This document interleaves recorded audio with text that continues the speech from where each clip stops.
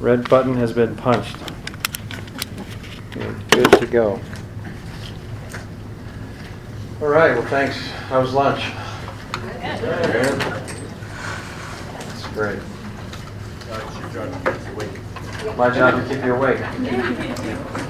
Well, I guess this must be all the unsafe people. Is that what we're talking about here? I'm always supposed to ask, who's your who? It's like, okay, how many of you are, no. When Patrick kind of called me a few weeks ago, I think is what it was, and asked if it would be possible to add this topic to the list, and I said, yeah. I said, I'll give it a shot and talk about some of these things that are important. And it makes me kind of, when I began to think and read and pray over some of the things that we're going to talk about today, it made me think back to my early days in getting involved in missions. I think I mentioned I went to a good-sized Baptist church in northern Kentucky. My pastor growing up was Dr. Warren Wiersbe. When he left our church, he went on to Moody Church to become the pastor at Moody Church in Chicago. He's done a lot of work on the radio. He's written all kinds of books. He was an expository teacher, really, in his tenure of doing work in ministry. And church was always a safe place for me. It was always a group of people that I could trust. My youth leaders that I grew up with were people that I always felt like I could tell them anything about my growing up experience or whatever I was wrestling with as a student. I had one of our youth leaders who mentored me on into my college years, into Moody Bible Institute, and then on into secular education. And so I've had people in my life who have been very safe people to just open up and be transparent and talk about life journey with. I suspect that they had a lot of grace in their theology and in their background. Certainly to work with teenagers, I think you have to have that, just in general. But I just wanted you to know that that's, before we get started, that's part of our experience, my wife and I, that we've really been blessed to have people in our lives in our missionary journey who have been safe people that we could really be totally honest with and transparent with, which has allowed for an incredible place of growth, an incredible place of development, and I have numbers of people that I need to, that I could thank for that, because they've been instrumental in allowing us to have this growth in our lives. There certainly are times in our lives where there are things that we just don't want anybody else to know. It's just secret places where we tend to live. And I suspect that we all have some of those places. We did these 20 years with missionary kids and third culture kids every summer. When we joined Barnabas, we got into the work back in 1994. And so we've seen about 2,500 missionary kids come through our program over the course of these 20 years. And we've heard many missionary kids tell us within the matter of 2 weeks that we had them in a kind of closed environment of a transition seminar that have actually shared in a small group place. I've never told anybody this ever. This is the first time I've exposed this part of my life, whatever it was that they were dealing with. And I suspect you may have missionaries that you work with who you may have heard that kind of comment. Certainly it's a privilege when someone shares that deeply with you, to where they can look you in the eye and go, there's nobody else in the world that knows what I'm about to tell you. And the privilege that we have to walk into those places with people is really an honor. It's not just a small thing for someone to devote that much of their soul to you about what's going on in their life. But wouldn't it be great if within the body of Christ that was the norm? That was the norm that we lived with within our churches, within our families, within our relationships with our spouses, to be able to say, wow, there's nothing that I feel like I need to hide from you. I can totally be transparent with what's going on in my life because I know you're going to accept me for who I am. And that's what Brent was talking about today a little bit. We all want to be known, and we all have this desire to be known, but we have this incredible fear that if I am going to expose my soul to you, then what are you going to do with that? And how are you going to use that either for my benefit or for your benefit? And so we pull back.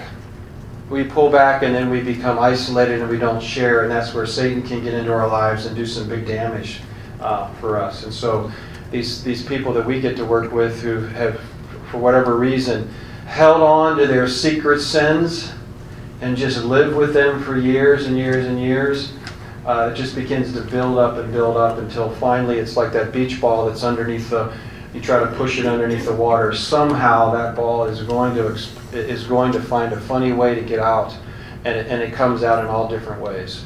And so can we provide a place where our missionaries, our global workers that are going out can actually know that I've got a team back there that I can tell them everything and know that they're going to love me through this whole process with it is really the key. The uniqueness of Barnabas International, I mentioned that when we came back from New Guinea and we joined Barnabas, I asked the board of directors, I said, I'm really surprised there's an organization that does this kind of work. I think biblically the church is responsible for that. That's my position. Yet I'm directing an organization that is doing the same work. But the uniqueness of Barnabas in that is that we come into a place where we can work with your missionaries and we can work with mission agencies, and we're not directly tied to the administrative flow of the organization. And we tend to have more vulnerability that way with the people that we minister to. They're like, so you're not going to tell my field leader? You're not going to talk to my executive director? You're not going to report this back to my church? And so we actually have to go into some sort of confidentiality agreement with those people that we work with to kind of provide that safety environment where they can begin to expose their soul. Now we have our guidelines and our boundaries within our ministry that says, just so you know that if you share this much, these are things that I will be encouraging you to go to your leadership about and to open up with them. And if you're afraid to do that, I'm willing to go with you and be a part of that process of transparency with those people that you work with. But that's a uniqueness of the ministry within Barnabas, is that we kind of come in as this third party, that we're not really connected to the church, in a formal way, or we're not connected to the mission agency. So we tend to provide this place of safety, if you will, for the people that we minister to. And what we've tried to do is we've been working and partnering with mission agencies as churches to just say, if you could become that, you're going to get to some significantly deeper places with the people that you're sending out. And you're going to be able to really provide some deep level of missionary care to those workers that you're involved with. And so that's kind of what we want to talk about today, and just try to get into it a little bit as we go along. I'm sure you have stories of people in your lives that you've confided in, you've shared things with that aren't open to the public. And there's something about that just helps us to grow in the process, and it's really significant. I'm fortunate in our leadership structure in Barnabas to have a shared leadership model. Rather than me being the hierarchical executive director, I designed a leadership model that's flat. And so I have other men and women, couples that are in our lives where we can be very transparent with. I've even set up the board of directors to be that way, so that we can be a very transparent board, not just on business matters or on matters related to ministry development, but also on our spiritual level and our emotional level to be that way. And what we find is what we'll talk about today, is when those atmospheres begin to develop, the foundation of trust becomes so significant that it really allows for launching of ministries in some really unique ways. So if I can trust my wife and she can trust me, then that mutual trust together will allow us to do things together that we could never do if we didn't have that platform of trust that's there. And when that trust is eroded, that's when we become really vulnerable in our own spiritual lives as well as our personal relationships with that. And so it'll be fun today to see just where we're at and all that in this process. So what is a safe person? What is a safe relationship? Talk to me a little bit about that. As you think about safety and what does it mean to be able to open up your heart and your soul to someone else? What are the pieces in your life that you look for? What are the character traits in people that draw you in into that place where you can say, all right, I'm going to risk it. I'm going to throw it out there. I'm going to tell you something here that's really significant. What makes a person in your mind safe? Non-judgmental, like she will not judge you. Yeah. As dark as the scene might be, you feel love regardless of what you confess. Right. And safe because she will not say anything. So that lack of judgment. Someone who seems balanced themselves. Someone who seems balanced themselves. They have a sense of good understanding about themselves, or they have a good internal understanding of who they are. Is that what you're talking about, type thing? They're authentic in themselves. They're authentic. How do you tell that? Transparency. Honesty. These are tough things to measure, aren't they? It's also helpful if they are also vulnerable. Mutual vulnerability. Related to that empathy, it's the sympathy. Yeah. It's not just I'm sorry for you. I really try to feel your heart, feel your whatever it is that's aching in your soul. I'm trying to understand what that's all about. And there's some people that kind of have that gift, don't they? It's like you kind of walk up to them by the end of the conversation. You're like, oh my goodness, I just told you everything about my life. Like, I don't even know you. Like, how did that happen? It's like there's a sense of this person who's drawn into you emotionally so that you know that, okay, I've got some safety here. And at that moment, you are actually saying, not that you're just safe, I'm going to entrust to you these things that are in me. Saw some other hands, yeah. Like-minded. Like-minded. It does help, doesn't it? You know, it's like, okay, we're kind of on the same page in whatever it is we're discussing. Yeah, I find myself responding to people I guess I call it like a holy and sincere curiosity to really get to know me and understand all about what I'm sharing. Yeah. You can trust that they won't gossip about it. They don't have a track record, right? Time and length of time you've known them. That does make a difference, doesn't it? How long has this relationship been going on? Certainly, past experiences in a relationship can cause us to feel more safety with those people that we work with. This idea that Morris was talking about of how do you know then, I mean, this curiosity piece that people have leaning in our direction. How do you know how do you recognize that curiosity as authentic versus trying to lead you down a place where they want to take you versus, okay, I really do want to see your soul and walk with you in your soul place. How can you determine that? That inquiry piece. You ever talk with someone and you kind of feel like you're in a line of questioning? Or you're almost, sitting in the courtroom and you're feeling that pressure of questions coming across even in a critical manner versus in a non-critical manner. Someone who's exploring with you So being alert to that questioning technique with people is probably going to be part of the picture. So whether those people are actually been trained and equipped to ask the right inquiring questions into your life that will draw you into a relationship rather than push you back, that's certainly going to be a basis for trust to begin to be formed with that as well. Yeah. And that sense of timing.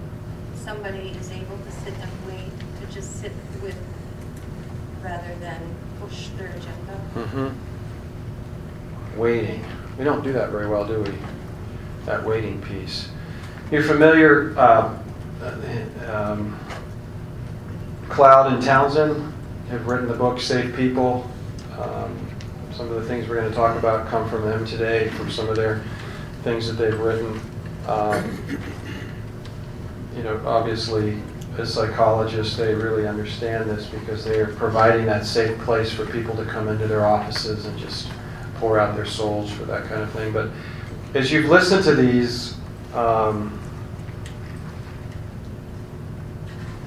think about your mission structures in your churches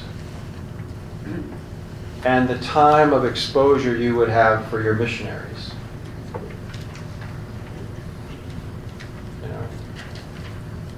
How much do your systems in your churches facilitate safety? These things that we just talked about, which frankly don't happen overnight. They don't happen over a 5-minute report in front of the church. They don't necessarily even happen in a missions committee reporting session when the missionary comes back and sits in front of the missions committee and tells what their last 3 or 4 years was like, and then the missionary moves on to the next church that's supporting them, and they have to go through that same motion over and over again. We're in it's a dilemma. We actually have mission systems within our mission culture within North America that don't provide a platform for safety. This couple that's coming back, I mentioned from Mali, they've done their first term. Our local church is probably, and we're going to get probably quite a bit of time with them compared to the normal missionary that travels on a home assignment or whatever. And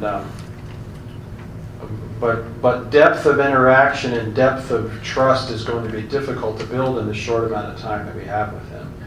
And they've been out of the mainstream of the church for 3 years, and little bits and pieces of their lives have been reported on the screen in a Sunday morning service or a Sunday school class or a Facebook page or personal communication back and forth with a select group of people.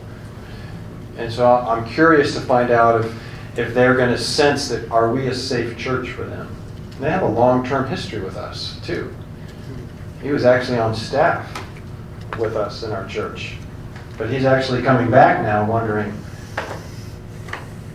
is this a safe place for me to tell really what's happened in the last 3 years, even though we have this deep relationship? So as we talk about this today, I want you to try to, in the back of your mind, go, here's our church structure for how we do our missions care. Could it be that as we talk about some of these things, that you need to maybe shift and consider your structure a little bit more? You're not getting it from the organization, the church. I've broken this board up into 4 areas. I don't know if you can see it way in the back there, but civil unrest, terrorism, crime, and then I left this one blank intentionally. I have something to put in there, but I didn't want to sit up there because what I'm going to put down will be a little confusing at first, and that is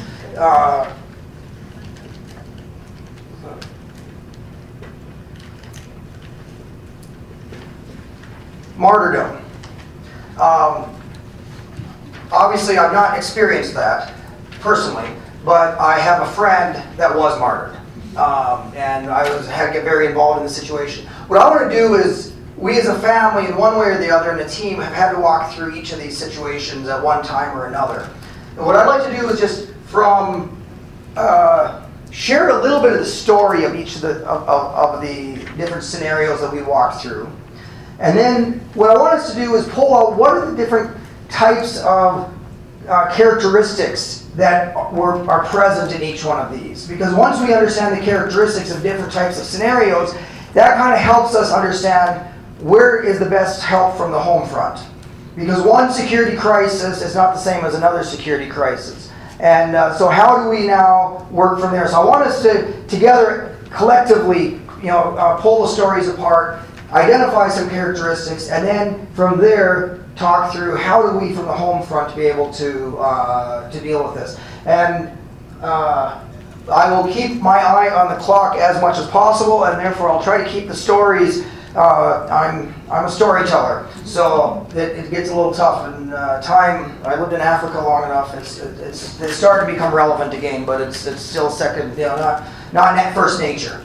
So I'll do my best, but I just want to walk through each story, and then we'll come back and kind of pull them apart. Does that sound like an okay way to go? Okay.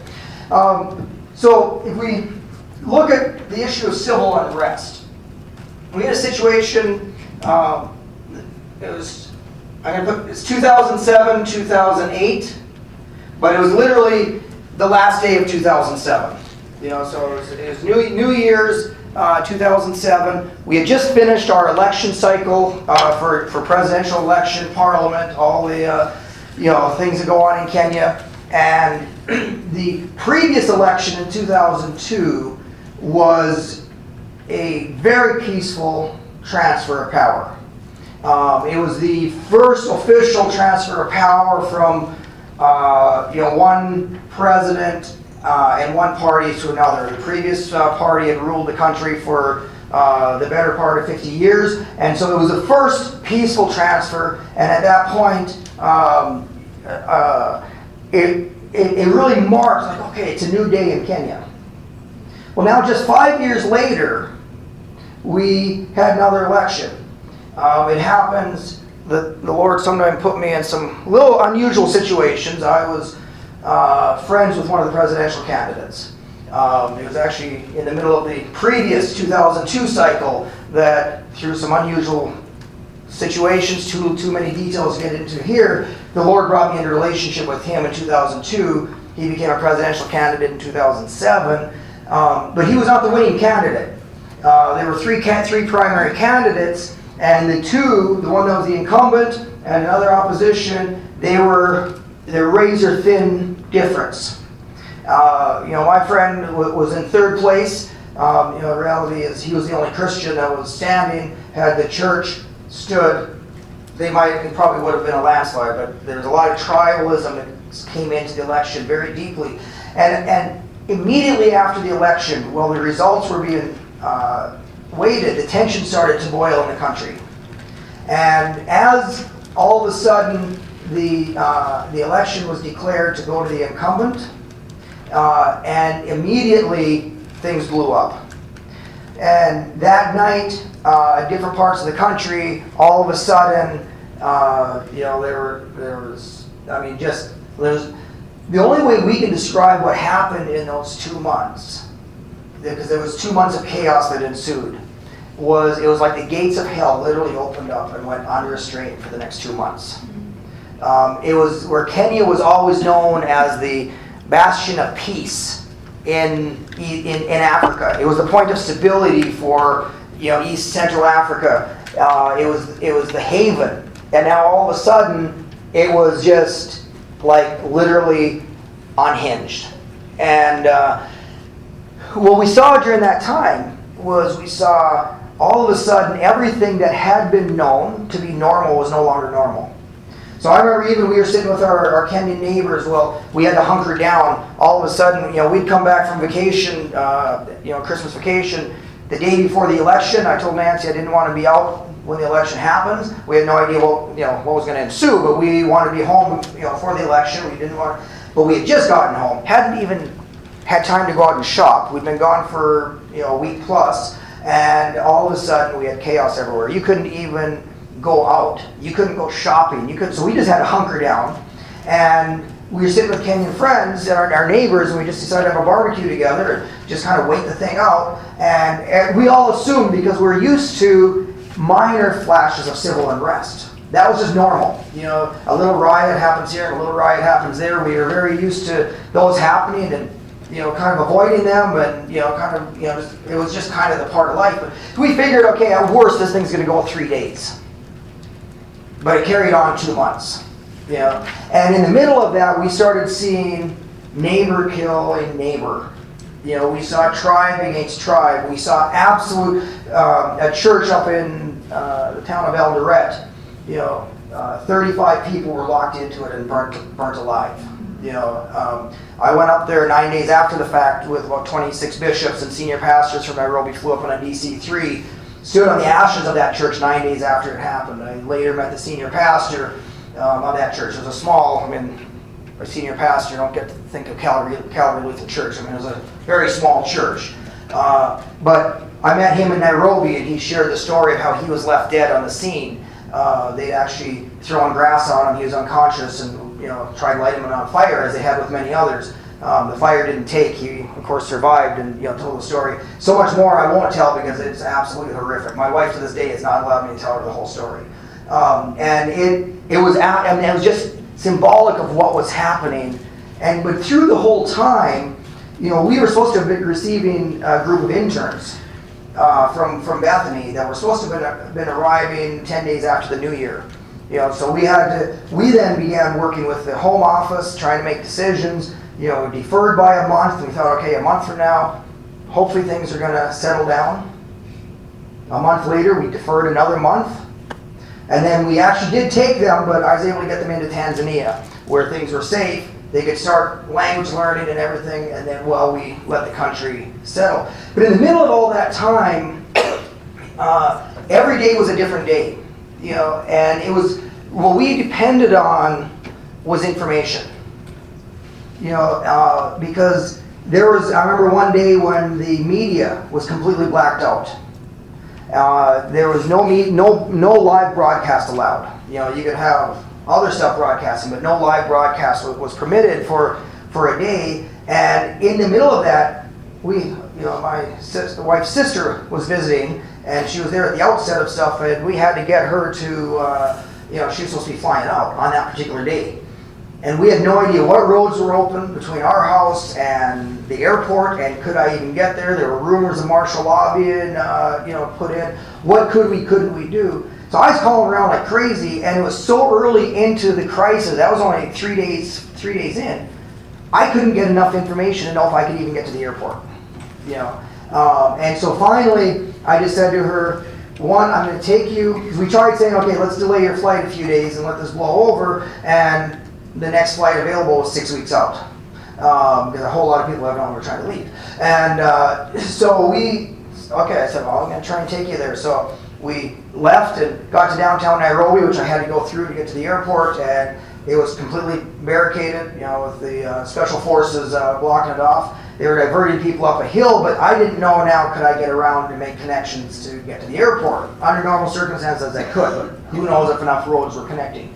So I pulled over and went out and talked to this guy with full bulletproof vests and flak jackets and helmets and, you know, assault rifles and everything else. And happened as I pulled over, so did another vehicle, and he was from Kenya. He was in a Kenya Airways uniform, also going to the airport. So I said to him, I said, we're trying to get to the airport. Is there a way through where we can get there? And he says, you're both going to the airport, I assume. And he goes, yeah. He goes, okay, I'm going to open up this checkpoint, let you through, but I have no idea what's going to happen at the next checkpoint. And so we drove through downtown Nairobi. Everything is empty, completely empty. And we drove together through there. And as we got to the big park that's off downtown Nairobi, it was completely shoulder to shoulder surrounded by special forces. And then we went on, managed to get her to the airport. She got out, I got home before dark. But it was that piece of information. Now, in the middle of the crisis, that is what we learned. Information is absolutely invaluable. And so as time went and the crisis continued, I began putting together kind of my information sources. And then I also became information source for others. And because I had a friend who, of course, was one of the presidential candidates, I was in the middle of all the mix of everything. His personal assistant I knew as well, so I could call him. I had a friend who was a TV reporter, so I would talk to him. I had a friend that was a Kenyan that worked at the U.S. Embassy in the security intelligence area. I could talk to him, and sometimes he was in the middle of riots, and I was getting first-hand reports from him. And I had other friends and every place, another friend that lived in a slum where a lot of violence took place. And so able to kind of figure out how do we get the information to go. And I literally was spending, and phone usage at that point is pretty expensive in Kenya. It's pretty cheap now, but then I was spending probably $25 a day just on telephone usage, just in gathering information and passing information in order to know, okay, can we go shopping or can't we go shopping? Can we do? And through all that, we had our contingencies in place to know, okay, what would be the thing that's going to cause us to know, okay, we got to get out of the country. But we really felt in that situation, the situation was not about us. There was nothing anti-West. There was nothing anti-Christian. There was nothing about us. It was, so we weren't any direct threat.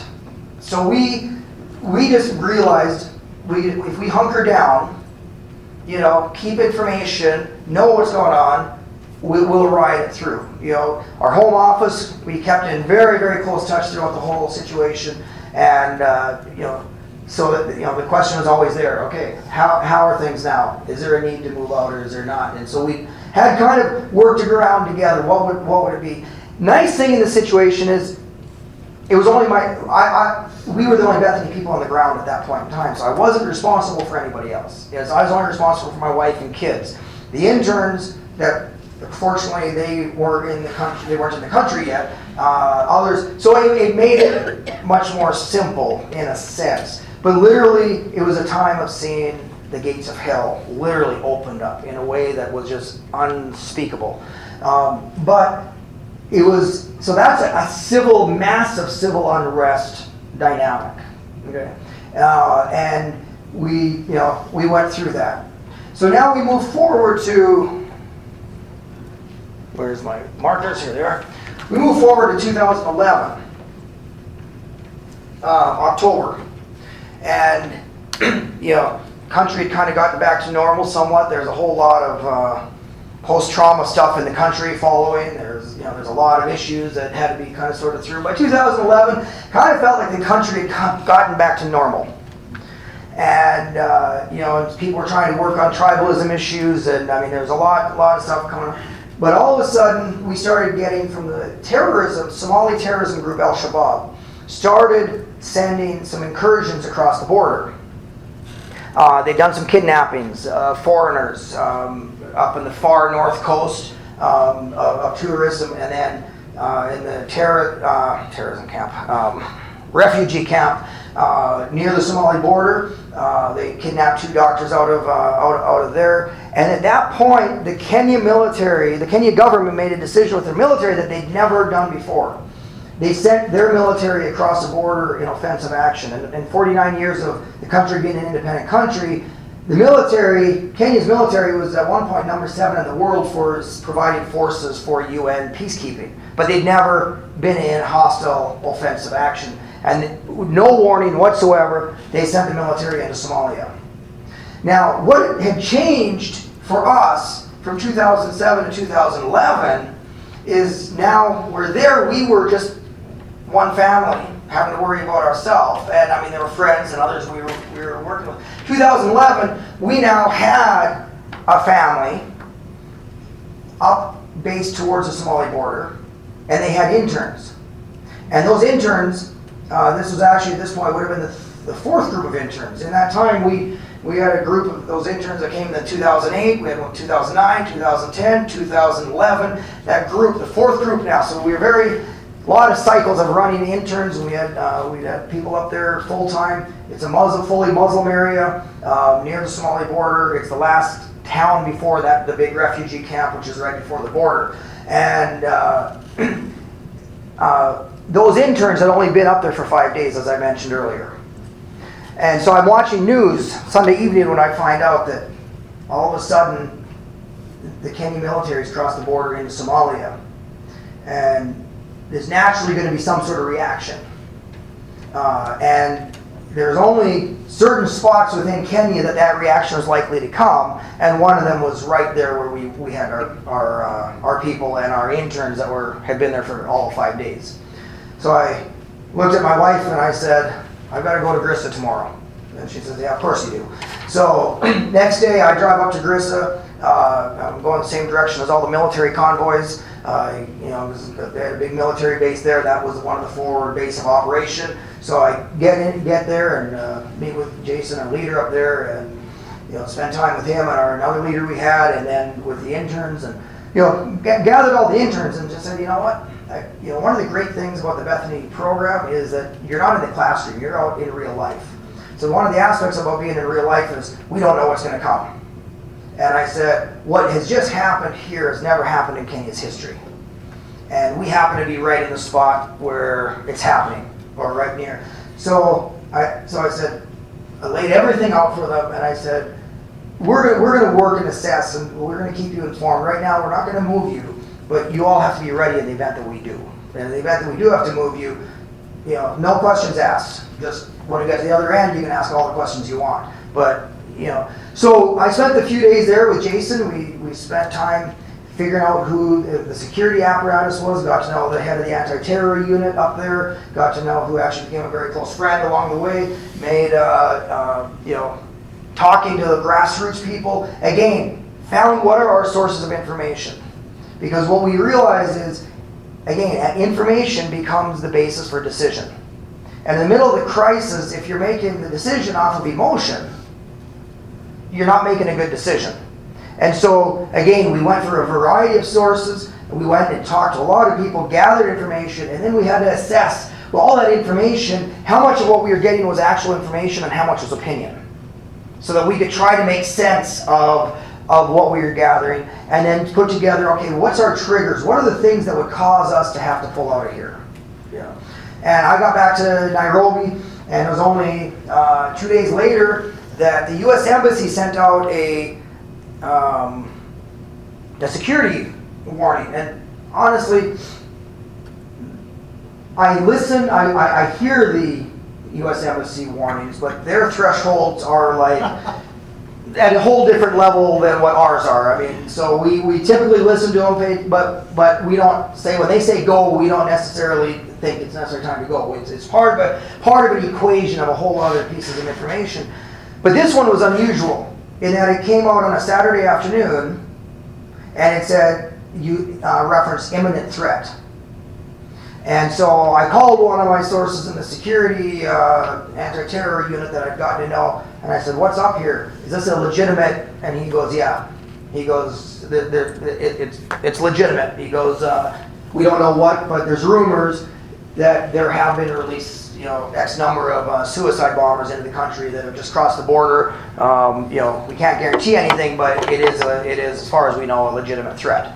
So with that, we are assessing, and of course that word imminent, put that into the news cycle over here in the U.S. So now we've got these students that have been they're a week and a half there, and now their parents are hearing about imminent attacks in Kenya, and they're listing where they actually are as one of the places that are concerned. So of course we were on, Jason, the leader up there, myself, and the team back here were in constant conversation. And as Jason and I were going, we made an agreement, and we worked out triggers, but we also had an agreement that if a decision to move was made, that we agreed that I'd have to make the decision. And he said, because if the decision to go will be too hard because I'm in the middle of it, and I know it'll be uprooted in my family, and I know it'll be moving, and I don't know when I'll come back. And so we had an agreement already made up as to how the decision could be made and by who. And so that next night, we got off the phone, and it was literally about 2 or 3 hours later, an attack happened in Nairobi. It was a small attack, but it was a grenade attack, one into a small nightclub or a small bar, and one at a bus stop. And that was the type of attack I was concerned about, because up where we were the only American or white group up in that part of the country. There was one other white lady up there that was permanent, resident up there. We were the only group. At this side of the, at the early part of the crisis, we did not know yet whether there was any anti-West sentiment. Where in this situation, we knew there wasn't. We knew we were completely out of the equation. It was just kind of stay low. Here, we didn't know whether anything, because it was known America was, the ones that funded the anti-terror unit. They're the ones that, provided training. Was there going to be any anti-American sentiment? And if there was, we were the only Americans up there, so we would be the target. And so with that one attack, we had to make the decision to pull out. And so there's nothing that happened up there yet, but we pulled them out. Actually, again, relocated them to Tanzania. We had them in Nairobi 24 hours after the attack, in Tanzania 48 hours later. So at 72 hours from the attack, they were already relocated in Tanzania, carrying on with their program. But it had a domino effect of having to pull our long-term people out because they were watching over them.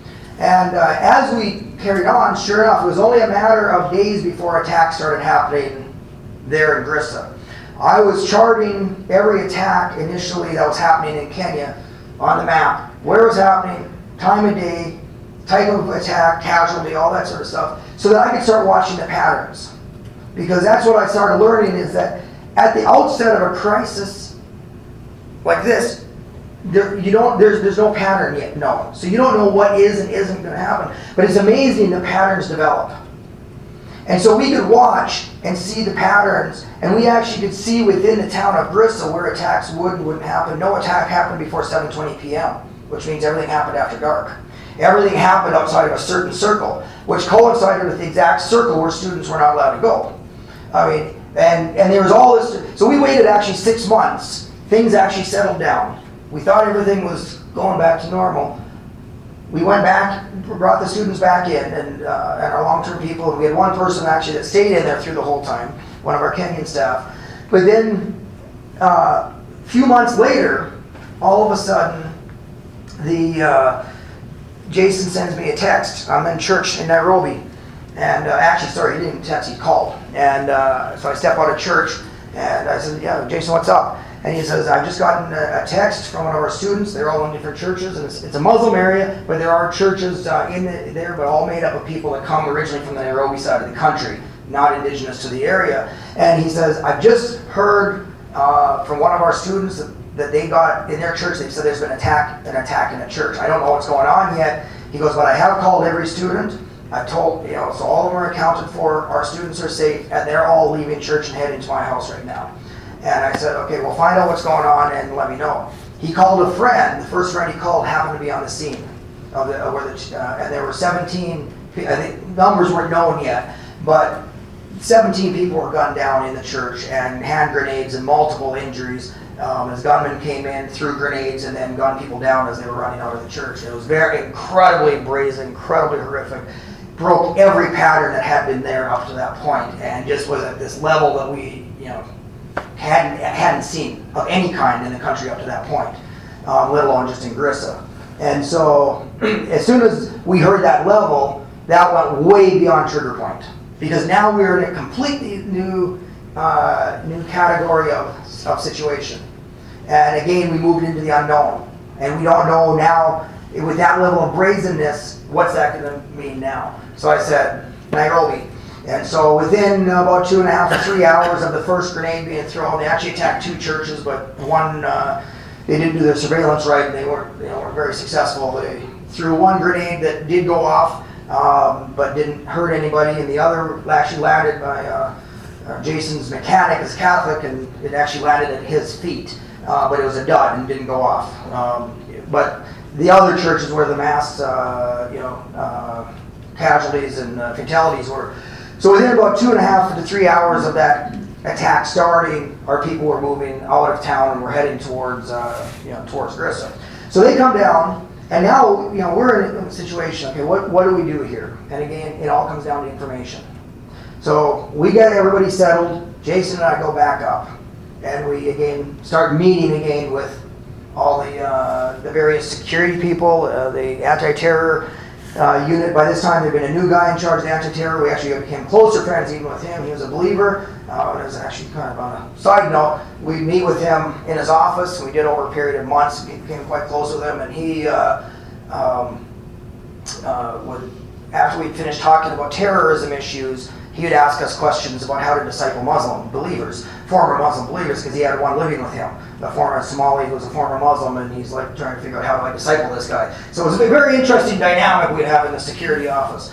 But we, we went and we met with the pastors in town who were all dealing with funeral arrangements and hospital arrangements and all this sort of stuff. And then as we, came through, we got all kind of an idea what was going on, and we really felt, okay, we got to keep the students out for a time. It was Ramadan. We had to keep them out for quite a time, but the situation actually allowed our long-term people to be able to go back in. Just there's enough dynamics that told us that was going to be okay, but not for our students. So, but we got back down to Nairobi, and we decided, it's been a bit of a stressful week, especially for the students. Tomorrow, why don't we go for a picnic after church and just go blow off some steam, kind of diffuse the stress a little bit. So we go for, I'm going to put the same date here because it's the same week. The year hasn't changed yet.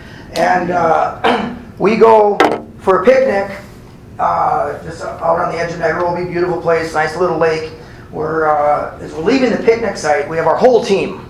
There's 4 cars of people with kids and whatnot. My family, and we had Jason's wife Becca and their 2-month-old or 3-month-old baby. She hadn't been feeling well, Becca, so we were going to take her and she's going to stay at our house. Well, everyone else was going to a guest house somewhere. We're going to different places. Our car was last in line. And we're leaving the place, and we were a little bit far behind. My son, who was 16 at the time, was actually, he'd asked if he could drive to the main road. I said, sure, no problem.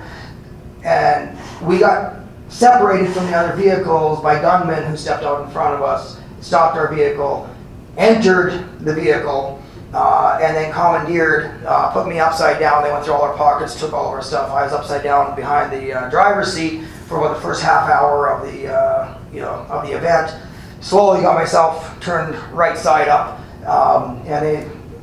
so there's 2 guys in the front bucket seats and 1 guy on the bench, and then in the back seat was Becca with the baby and my oldest daughter, who's the middle child, and then our son and daughter and my wife were also on the bench in the middle. And too long to tell the whole story. It lasted about a 4-hour ordeal. They were wanting $150,000, Kenya equivalent of Kenya shillings. I don't carry that on Sunday nights, so it was a little bit of a problem. And it took about 2 hours for them to get down to equivalent of about $90,000. And they had all sorts of ideas of how they were going to get this, and even they'd keep my wife and kids while I go home and get the money and bring it back to them. And all sorts of different situations. Of course, I wasn't going to leave my wife and kids. Through the whole time, I'm in a process of talking with them, and you get about 2 hours in, and at one point they had taken us way out into the bush. It's pitch black. We had no idea what was going to come out of that. We had just left. I just left a few days before the scene of a church massacre. And my life was no more valuable than the lives of the believers that had just been lost at that church. I didn't know what was going to happen. It was just one of those scenarios. Yet at the same time, God's peace was there in a way that is indescribable. But as we came at about the 2-hour point, they picked up their gang leader. He was absolutely stone drunk. We picked him up at a bar. He was walked out carrying a whiskey bottle or something. I don't know liquor, so I don't know exactly what it was. But I could see in the headlights as he walked in front of the vehicle to get in. There's only about that much left in it. And he gets in the vehicle and he's very violent and he's hitting his guys and shouting and takes control of the steering wheel and drives, and he's driving like an absolute maniac. And I'm like, okay, Lord, now the things have just gotten from bad to worse. And we'd all been praying nonstop, up to this point. Quietly, for the most part.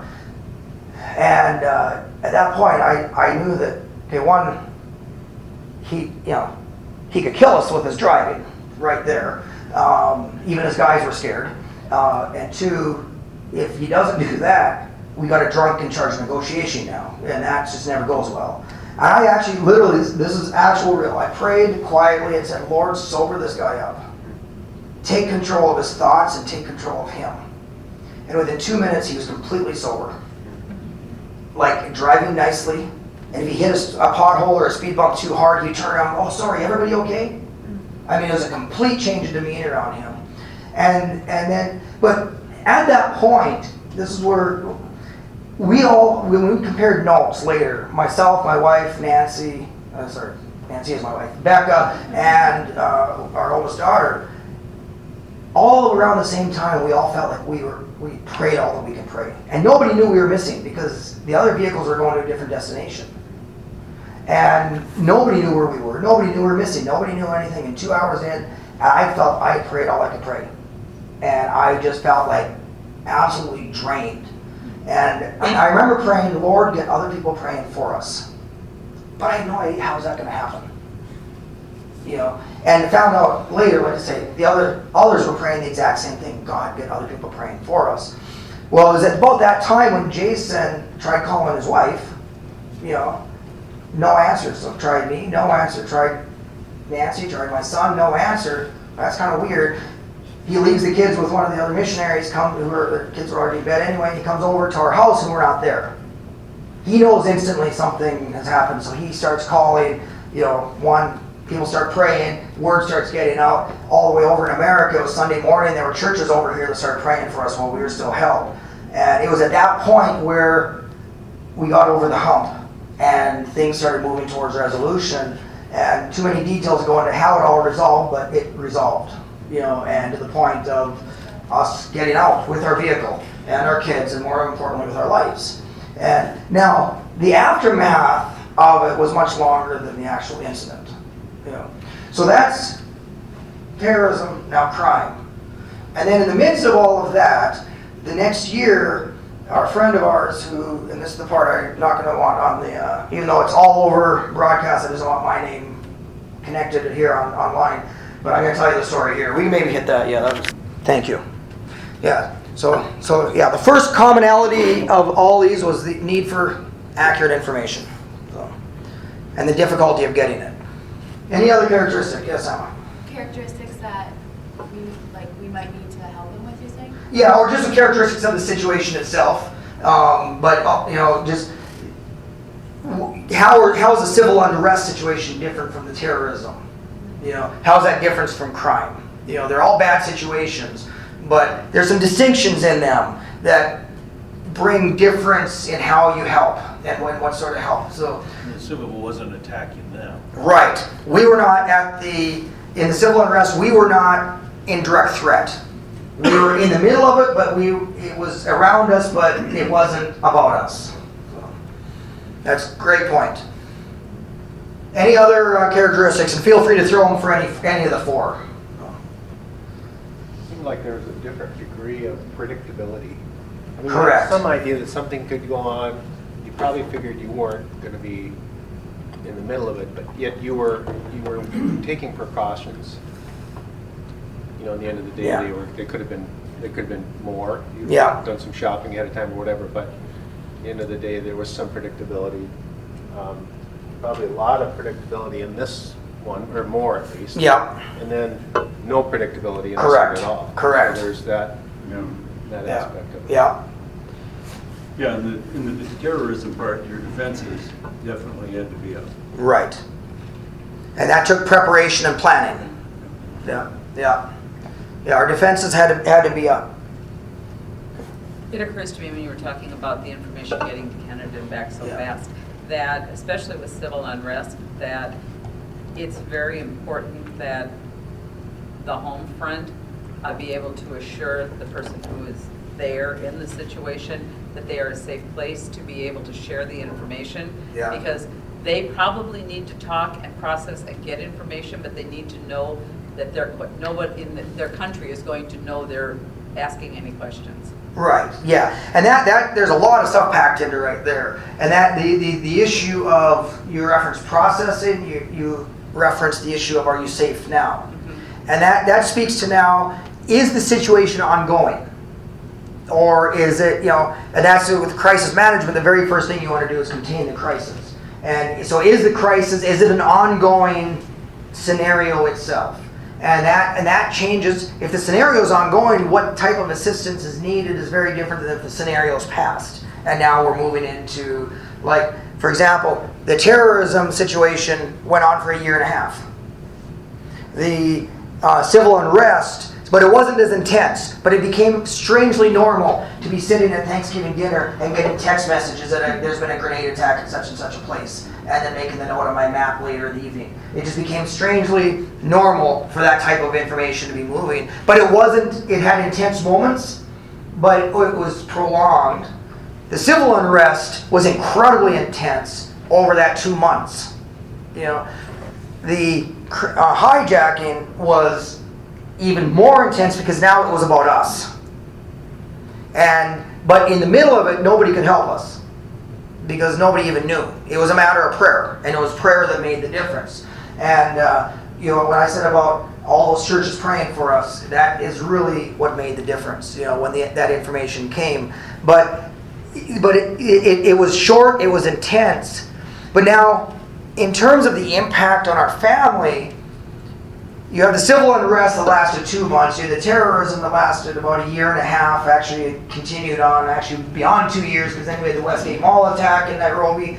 We were, we weren't at the mall. We used to shop there all the time. We lived right down the road from it, and we knew a lot of people that were inside. Didn't know anyone that was killed, but we had a lot of friends that had people that were killed inside that attack. You had impact on the whole psyche of the country,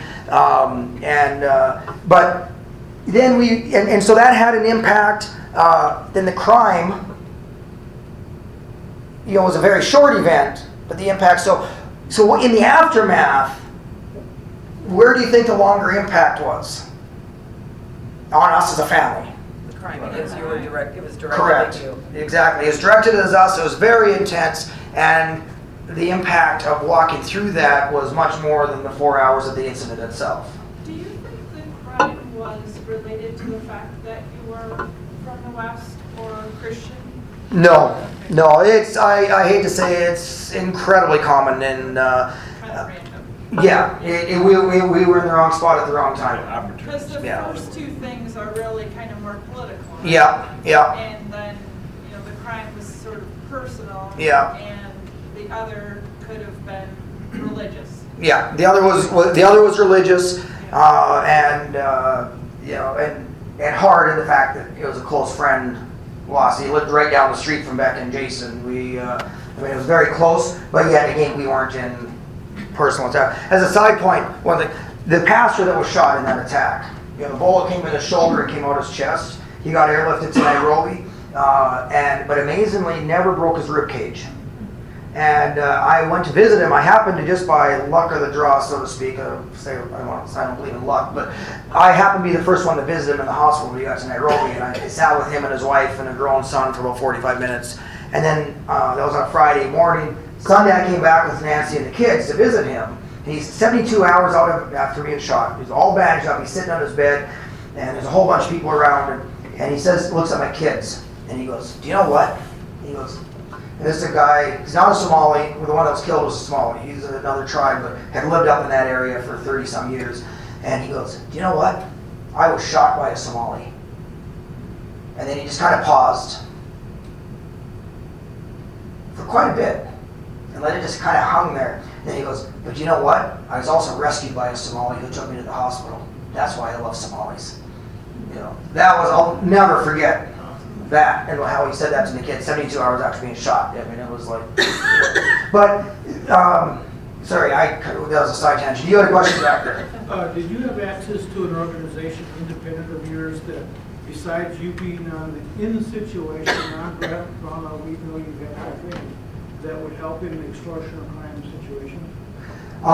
Yeah, there's an organization called CCI. Well, there's a number of them. Yeah, and Crisis Consulting International is the one that we have a connection with. That in the event that there was a sustained kidnapping, they would have been called into the situation. Yeah, And yeah, so there's several organizations. CCI gets involved in a lot of these situations in hostage negotiation. And I think that's critical. yeah, it is because there's always that point if it is, and that type of carjacking is now different than kidnapping. You know, for a political kidnapping or terrorism kidnapping or that, you know, they're not wanting it to go on long. They're wanting to get in, get their money, whatever they can scrounge out of it and be gone. Where the others have a point to make and they can go on for weeks and weeks and weeks. But that outside organization coming in to work through that becomes very critical in those situations. The professionals that deal with that are different are actually, it's harder to deal in the U.S. when we have drug-related, emotional, kidnap, ransom types of thing than it is professionals that want to do it again and again. Right, yeah, exactly. Do you think that, you mentioned here maybe that when you had broken protocol, that contributed to you guys being picked off sort of at the end of a convoy. Do you think that's a big part of it, or was that? Which broken protocol? Well, you said you'd kind of fallen behind. Yeah, and that may not have been protocol so much, but where I broke protocol was we left about 15 minutes later than I normally would have, and the sun sets very fast in Kenya. Okay. And I mean, it goes from daylight to down because it's on the equator. It's just a matter of minutes. Yeah. And so because we'd gotten there late and everyone was finally feeling like they're relaxing, I allowed us to stay a few minutes later. As we were leaving, somebody came up and asked if they could borrow a tire wrench for they had a flat tire, they had a jack but no wrench. So we gave him one, he went off and disappeared because his car was evidently out there. Came back, he says, that doesn't fit, do you have another one? Later we realized he was delaying us. And Is that right? Yeah, he delayed us a good 20 minutes. Oh, yeah. And that right there was the critical point. So, but again, it was the letting your guard down for a moment. Yeah. You know, and I don't go back on that and beat myself up over it because that's another important thing. You know, particularly when you're dealing with where you're having to do an evacuation, you're having to do this. If you've got your information and you make your decision for an evacuation, and you make your decision there, it's very important that you know that you made the decision based on the information you had today. Mm-hmm. Now, a week later, you're going to have more information. That's right. And at that point, it becomes very easy to second guess either yourself or someone else to second guess you, going, well, look what happened. Maybe you didn't need to do that evacuation and all the expense and all the trouble of that based on what actually happened.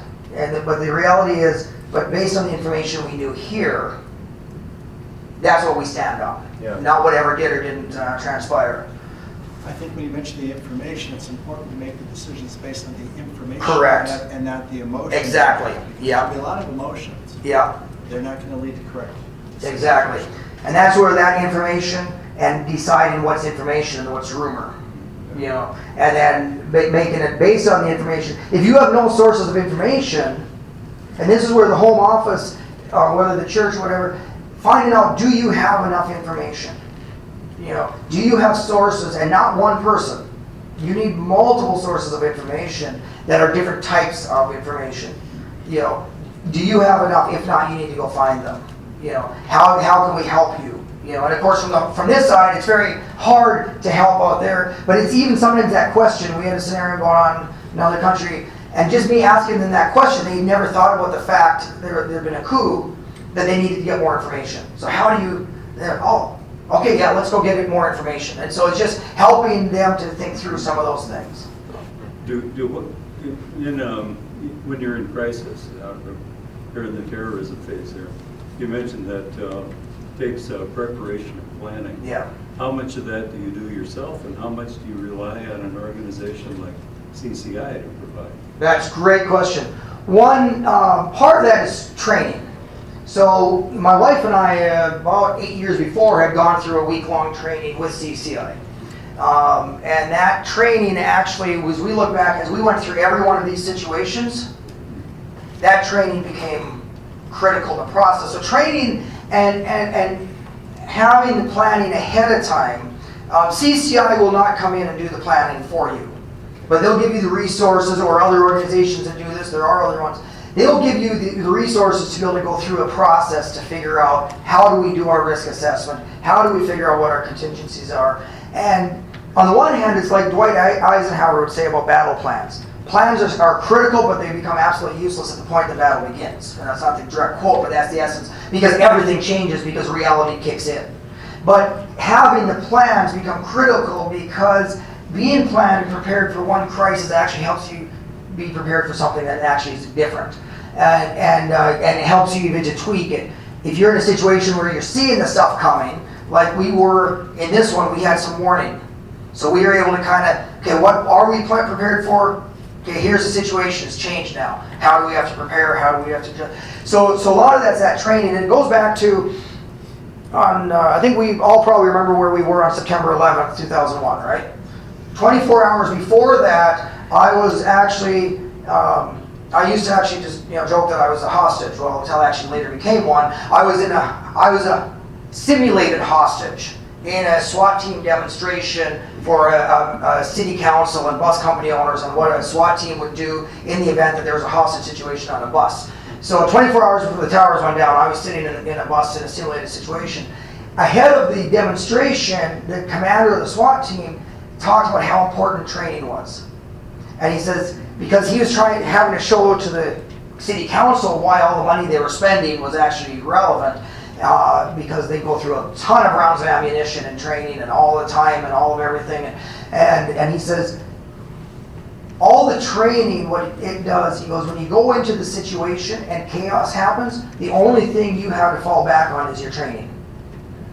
And you now react based off the training. If there's a void there, you have nothing to fall back onto but emotion or whatever, and you can't make a rational decision at that point. And so it's the same situation there, that so having some training and the preparation, it allowed us to really walk through things much more rationally than emotionally. Yeah, sometimes it's hard to know what's going on. I remember watching TV watching the Twin Towers. When the first airliner hit, everyone thought this is an accident. They were announcing it as an accident. Yep. On TV, but when the second one was hit, they said, we're under attack. Yeah. And actually one of my colleagues, she was in Manhattan when the towers went down. And she was saying that the word on the street, because there's no cell towers, everything, all communication shut down, and everything was all rumor at that point. And so the people in the midst of it had less information than people outside of it, because they had no idea. They were, rumors of atomic bombs about to be released and all sorts. I mean, she said it was absolute chaos because nobody knew what was going on and there's no means of communication whatsoever. And that becomes now, back to that information piece. So we don't have anything under the martyrdom, but that must have really affected you and your team. Yeah. And people back home could do things to either help or hinder you processing that. Can you speak to that? Sure. A lot of what happened there was that our church and our sending agency, many people in there actually knew him, so there was a personal connection for some of them. But kicking in with prayer and sustained prayer for them, for the family, for us. But then also kicking in with practical means of, okay, let's raising some money, to be able to help them. And actually, some funds were raised to be able to help the widow and to help various things. And that was a very good healing thing. Similar to our carjacking, our church back home and also our head office, we lost little compared to what we could have lost. But it was still, when you added everything up, wedding rings and phones and cameras and money and ATM withdrawal, probably $2,000-3,000 worth of stuff. But they sent us some money within days of that happening. But the money, well, that was helpful. But what it also signaled is they were with us, and to know that they were with us was the critical thing. And I think at that point, when you're helping from the home front in the aftermath, one is, or in the midst of the crisis, okay, are you guys safe? That really becomes the first situation. But then, what do you need? And walking, and just those questions of where are you at? And like he said this morning, the guy in the plenary session, he had all those faces on the map, on the screen, and all of them could be stress. you know. And I'm sure I was probably more like the top left with the smile on my face. I'm good, you know. On one hand, I felt good, but at the same time, you know, it's where, okay, how do you ask the question that's not going to presume anything, but also gets behind to the next level, you know, without asking questions like, or telling like, okay, this is what you should have done, you know. That's the worst thing. Like I was telling, about a week after the carjacking, we were out for lunch after church and bumped into a young missionary, and he'd been raised in Kenya, and his parents had been there for 40 years. They were still there. And, bumped into them, and we'd never met the parents before, so he introduced us, and then he referenced the carjacking. He goes, "Yeah, we heard. Oh, yeah, we heard about that. Yeah, we didn't know who that was though." And then the guy, he's heard about the gun-toting, Bible-thumping Baptist preachers. He was one of them. He puts his foot up on the bench, and he's got a pistol underneath his pant leg, and he goes, "This is what you really should have had with you." And that was the last thing I wanted to hear, and I just kind of bit my tongue and went on. But there's realizing there's a lot that can be done from the home front, but at the same time, it's little compared to the situation itself. A lot of it is just people out there knowing that you're there and just asking the question, you know, what can we do? But then asking some probing questions to see if there's the front or whether there is, you know, down the road. And knowing the checking in. Like we said, the aftermath of each one of these was different, you know, in terms of personal impact on us. And I think it's thinking about what are things like, you know, 6 months down the road. You know, what are things like 9 months down the road, depending on the severity of the impact on the people. And you know, what can you do to offer, you know, help? Are you still doing okay? You know, are you getting, you know, are you getting any weird sense of you know, when you think about the scenario? You know, and I'm not a counselor, so I'm not going to go into how to ask those questions. But I think it's really knowing that being okay takes longer than surviving the situation, whatever that is. So, unfortunately, our time's our time is up. Yes. My takeaway is be willing and be prepared to be mobilized. Be prepared first and foremost, and whatever acts of mercy and grace and healing we can provide. So thanks to everyone. We go to our final session. To the chapel. Right. To the Thank you. God bless you. Thank you.